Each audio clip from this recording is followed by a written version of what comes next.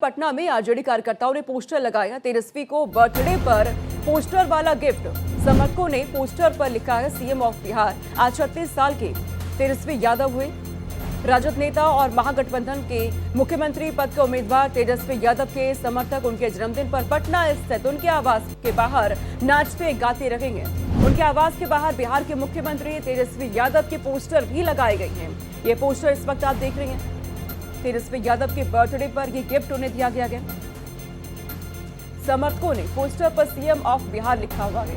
सीधे तौर पर क्योंकि चुनाव का दूसरा चरण मतदान होगा, जिसके बाद 14 नवंबर को नतीजे सामने आने वाले और महागठबंधन बेहद उत्साहित नजर आ रहा है। तेजस्वी यादव को सीएम के तौर पर देखा जा रहा है। लगातार दावे हो रहे हैं कि बिहार में महागठबंधन की सरकार बनेगी और तेजस्वी यादव मुख्यमंत्री, और इसी को लेकर ये पोस्टर भी पटना की सड़कों पर नजर आ रहे हैं। समर्थकों की ओर से ये गिफ्ट दिया गया है तेजस्वी यादव को उनके जन्मदिन के इस मौके पर। तेजस्वी यादव भी लगातार क्योंकि दूसरे चरण के चुनाव प्रचार में जुटे हुए हैं, पूरे दावे वो कर रहे हैं। महागठबंधन की जीत के आश्वस्त नजर आ रही है आरजेडी महागठबंधन, और तेजस्वी यादव क्योंकि महागठबंधन की ओर से एकमात्र लोकप्रिय चेहरा, लगातार वो आम जनता के बीच जा रहे हैं, अलग अलग विधानसभा क्षेत्रों में जा रहे हैं, और इन सब के बीच उनके समर्थकों ने उन्हें ये तोहफा दिया है, उन्हें ये गिफ्ट दिया है। इस पोस्टर में सीएम ऑफ बिहार लिखा गया है। उनके जन्मदिन के मौके पर नाचते गाते उनके समर्थक नजर आ रहे हैं, आरजेडी के समर्थक नजर आ रहे हैं।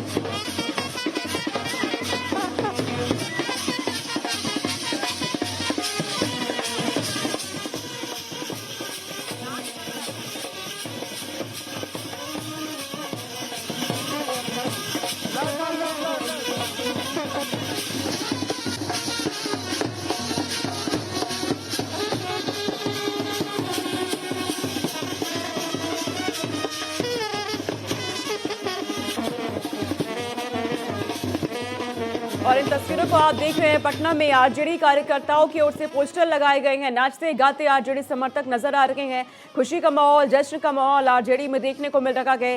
हाथों में मिठाइयां, लड्डू बांटते हुए भी दिख रही हैं।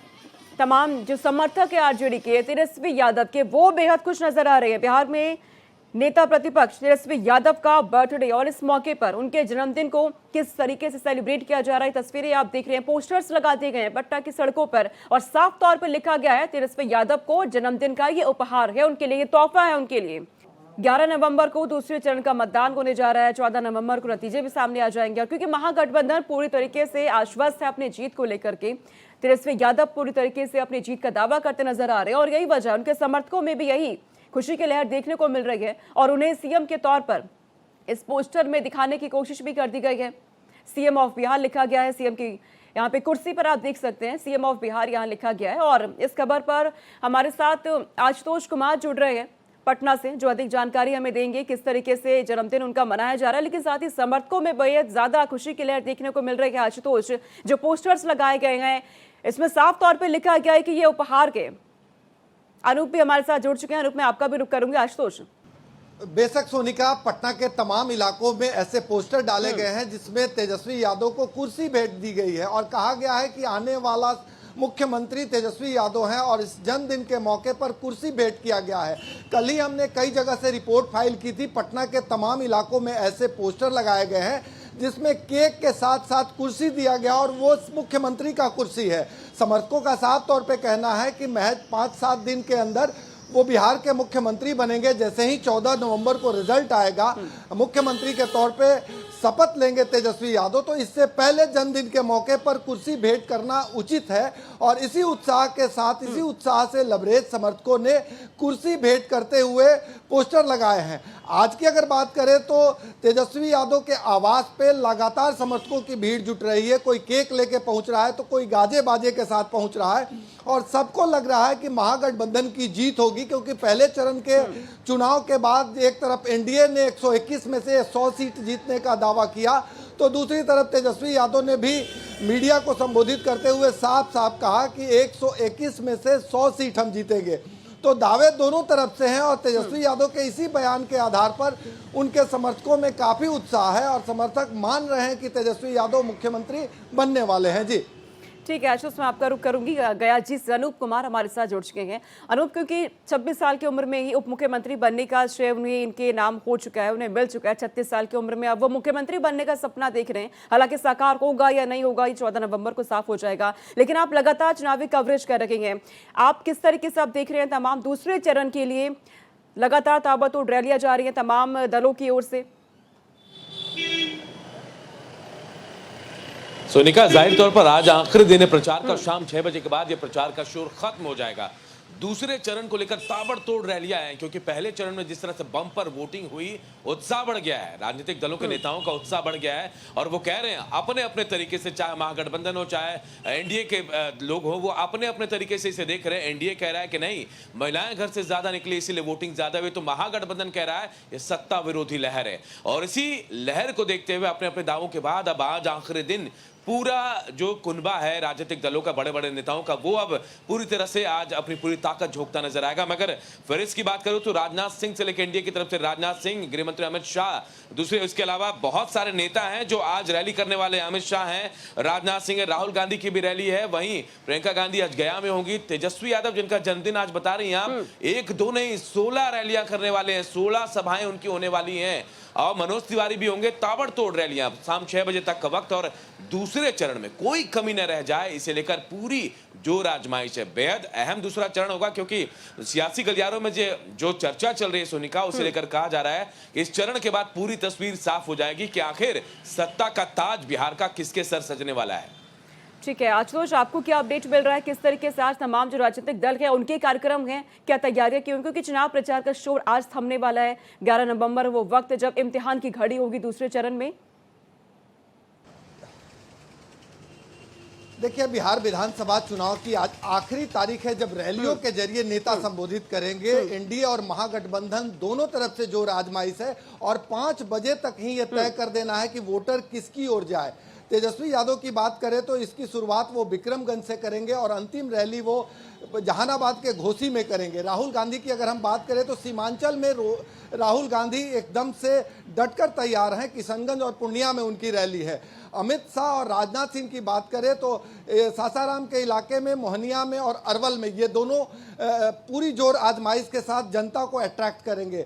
जो अन्य नेताओं की बात करें तो प्रियंका गांधी, मनोज तिवारी, रवि किशन, ऐसे कई नेताओं ने अपनी पूरी ताकत झोंक देने का दावा किया है और चुनाव आयोग का जो डेडलाइन है उसके मुताबिक 5 बजे तक ही प्रचार करना है। यानी तेजस्वी यादव का आखिरी रैली 4:30 बजे है। वो उस रैली को घोसी में संबोधित करने के बाद पटना वापस आ जाएंगे। तो दोनों तरफ से, चाहे महागठबंधन हो या एनडीए हो, दोनों तरफ से जोर आजमाइश जारी है। एनडीए की तरफ से एक अलग व्यवस्था की गई है कि बीजेपी ने अपने पन्ना प्रमुखों को ग्राउंड लेवल पे काम करने को लगा दिया है, क्योंकि पहले चरण के बाद जो हालात बने हैं, दोनों तरफ से अपने अपने दावे किए जा रहे हैं। तो दूसरा चरण अहम है और ऐसी स्थिति में डोर टू डोर कैंपेन अगर बिल्कुल दूसरा चरण अब अहम है। पहले चरण में बम्पर वोटिंग होने के बाद तमाम जो राजनीतिक दल है अनूप, वो उत्साहित नजर आ रहे हैं, जीत का दावा कर रहे हैं। लेकिन दूसरे चरण की अगर हम बात करते हैं अनूप, तो किस राजनीतिक दल के लिए सबसे ज्यादा इम्तिहान की घड़ी होगी इसमें? देखिए, अगर राजनीतिक दलों की बात करें तो किसी एक दल के लिए इम्तिहान नहीं है ये तमाम राजनीतिक दलों के लिए इम्तिहान है। लेकिन सबसे बड़ी चुनौती किशनगंज या फिर जो सीमांचल का एरिया है वहां समझिए ओवैसी अपना दम यहां दिखा, लेकिन ओवैसी का जादू कितना चलेगा ये देखने वाली बात होगी। वहीं आप ये समझिए कि बड़ी चुनौती एनडीए के लिए भी है कि सीमांचल में एमवाई समीकरण बहुत खास माना जाता है। ऐसे में तेजस्वी यादव का पूरा फोकस वहां है। इसके अलावा अगर मैं बात करूं तो फिलहाल जो है 9 मंत्री जो प्रदेश के हैं मौजूदा मंत्री और 15 जो पूर्व मंत्री हैं, उनके अलावा कई राजनीतिक दिग्गज हैं जिनकी साख जो है इस बार दांव पर लगी है। लेकिन कहा यह भी जा रहा है कि इस बार किसी भी करवट में ऊंट बैठ सकता है, किसी भी पाले बैठ सकता है, क्योंकि अब अंदाजा लगाना मुश्किल हो गया है कि कहां कौन जीत रहा है, कहां हार रहा है। जिस तरह से बम्पर वोटिंग हो रही, प्रेडिक्शन भी मुश्किल हो गया है सोनिका। अलग अलग दावे तो जरूर हो रहे हैं, लेकिन दावों की हकीकत जब परिणाम सामने आएगा 14 तारीख तब समझ में आएगा। लेकिन ये चुनौती बहुत महत्वपूर्ण हो गई है तमाम सियासी दलों के लिए। बिल्कुल, चुनौती बहुत ज्यादा हो गई है आज तो। हालांकि दावे लगातार कर रहे हैं और जब बम्पर वोटिंग हुई है इसके बाद तमाम जो दल हैं, तमाम जो नेता हैं, वो आश्वस्त हो रहे हैं कि हमारी जीत होने वाली है। लेकिन कहीं ना कहीं जो एसआईआर की जो प्रक्रिया हुई आशुतोष, इसके बाद हम ये समझ सकते हैं कि इस प्रक्रिया के बाद ही जो वोटर लिस्ट अपडेट की गई थी, ये जो बम्पर वोटिंग हुई उसका श्रेय कहीं ना कहीं एसआईआर को भी। बेशक ये भी एक फैक्टर है कि एसआईआर के तहत जिन लोगों के नाम कटे, वोटरों की संख्या कम हुई और इसकी वजह से वोटिंग परसेंटेज में इजाफा हुआ। जानकारों का साफ तौर पे कहना है कि पहले जिस बूथ पर 1000 वोटर हुआ करते थे उसमें से यदि 300 का नाम कटा तो 700 को आधार बना के परसेंटेज फिक्स किया गया है और ये भी एक बड़ी वजह बनी है कि वोटिंग परसेंटेज बढ़ा है। दूसरी तरफ महिलाएं लगातार घरों से निकल रही हैं और हर बूथ पे ये देखने को मिला है कि पुरुषों से ज्यादा महिला मतदाताओं की संख्या रही है। तो महिलाओं के जागरूक होने या वोटर बन के वोटिंग स्थल तक पहुंचना एक बड़ी वजह बनी है और जानकार साफ तौर पे मान रहे हैं कि इस बार के वोटिंग परसेंटेज बढ़ाने में महिलाओं की भूमिका सबसे अहम है।